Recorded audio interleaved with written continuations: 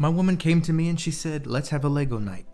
And fellas, if a lady says, let's have a Lego night, you do that. So we put on a Lego movie. She had a Botanical Gardens friend set that she was able to put together, at least partially, with absolutely no help from me. And then I was putting together the up house next to her. So the build process for the up house, it took me about 2 hours, I would say, but that is with heavy distractions from the movie. And then once we finished the Lego movie, we went and got ice cream, took the dog. And I mean, when you go to Dairy Queen, you can't not get a pup cup for your dog. So we were distracted by ice cream and then came back. She was done building for the night. And so I put on Up, because I don't think I'd seen that movie in like 4 or 5 years. And so as I was building the Up house, I definitely needed to see the movie. So I'm happy I watched the movie because I forgot how much of a tearjerker and emotional roller coaster it is. So big shout out to Pixar for making my cheeks inflamed red from tears. And like that, the Up house is all done. This is a great little build. Like, I know it retails for like $60, but it's been on sale almost as long as it's been on the market. Pretty much everywhere you can find it on sale for about $45. This is a really cute little build, especially if you're a big Disney Pixar fan like me. So we get we get 2 minifigures, right? But we get a dog figure. So I'm going to count him as a figure. So we get Carl Fredricksen, right? The old man. And he comes with a little cane, which is great. I think it's a really cool figure. He's got the grape soda badge on him that he got from Ellie when they were real little kids. Back printing's nothing special, but I like that cane. It's not a single piece, right? It's 2 separate pieces that you build to make the cane. I like that a lot. Before we move on to the other figures, we get this little balloon helium tank, as well as a mailbox and a couple fence pieces. Squirrel! I think the only thing missing from this set, the only thing missing from the set that's glaringly obvious from the front is the handprints of Ellie and Carl on the mailbox. Very little complaint, right? I feel like with every Lego set, it's never going to be perfect. You're always going to want one more thing. And unfortunately, that one more thing is such a little print. I'm sure somebody's remedied that online. I do love the squirrel that it comes with, though. That's funny. Next, we have Doug the Golden Retriever dog. And how adorable is that? I like that we didn't just get some generic dog with this. I'm glad that they went with a special molded piece. I mean, that's just great. I'm really happy to get that. So, really great addition to the set. Next, we have Russell, who is a wilderness explorer seeking to gather more badges. And he's got to assist the elderly, right? And the best part of this figure, right, is not even the figure itself. It's the backpack that they've given him, right? So in the movie, he's got all these pots and pans. Looks like he's going camping, right? This is great. And it's a relatively simple build, right, with just a couple clips and accessories on the side. But I really like that addition. That's nice. Overall, figures, I don't really see any reason to discount them at all. So A+ on the figures. Rather than having this here on the side, right? The little grass, the fences, the balloons, right? I'm sure had we taken away all these pieces, we could have had a somewhat little decent build of the bird, right? I'm such a fake fan. I had to look up what the bird's name. The bird's name is Kevin, right?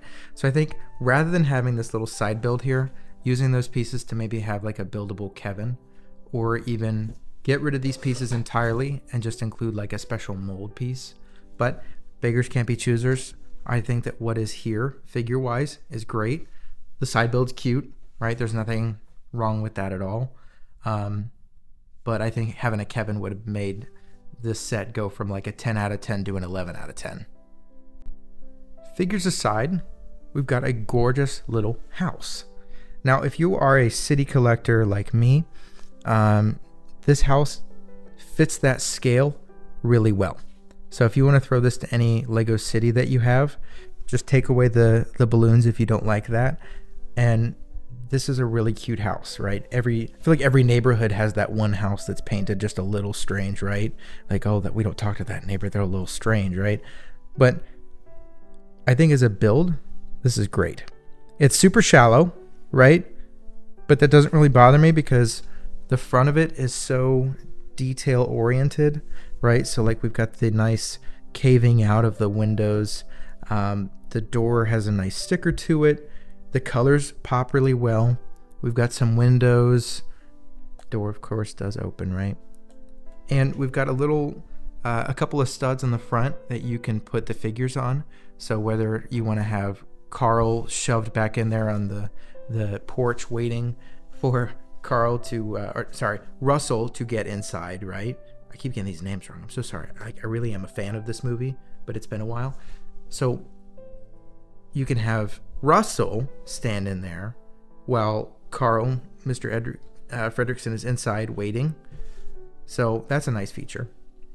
On the inside, not a ton special. We've got a cute little bedroom with what appears to be an old family photo of Ellie. The bed is a pretty simple build. I like the colors that they've used on it. Over here, we've got an old TV, which looks to be showing like the old adventure series that Carl and Ellie watched as kids.